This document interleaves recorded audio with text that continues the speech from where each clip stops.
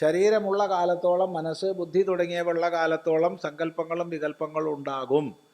അപ്പോൾ പിന്നെ എന്താണ് ഈ വിജ്ഞാനിയുടെ വിശേഷം? ആ സങ്കല്പ വികല്പങ്ങളെ കേവല സാക്ഷിയായി നോക്കിക്കാണാൻ കഴിയുന്നു. അത്രയേ ഉള്ളൂ. അല്ല, സങ്കല്പം ഇല്ല എന്ന് പറഞ്ഞാൽ ശരീരമില്ല, സങ്കല്പം ഇല്ല എന്ന് പറഞ്ഞാൽ ശ്വാസം അകത്തേക്ക് പോവില്ല. ഞാൻ ഈ ശരീരത്തിൽ ജീവിക്കുന്നുണ്ടോ? ഉണ്ട്. ഉണ്ടെങ്കിൽ ശ്വാസം എടുക്കുന്നുണ്ട്. ശ്വാസം എടുക്കുന്നുണ്ടെങ്കിൽ സങ്കല്പം വേണം. വെള്ളം കുടിക്കുന്നുണ്ടെങ്കിൽ സങ്കല്പം വേണം. പിന്നെന്താ വ്യത്യാസം?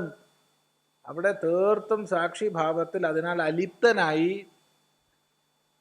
കഴിയാൻ കഴിയുന്നു. ഇത്രയേ വ്യത്യാസമുള്ളൂ. അല്ലാണ്ട് ഞാനെനിക്ക് സങ്കല്പമില്ല എന്നൊക്കെ പ്രഭാഷകന്മാർ പറയണത് കേൾക്കും നമ്മൾ.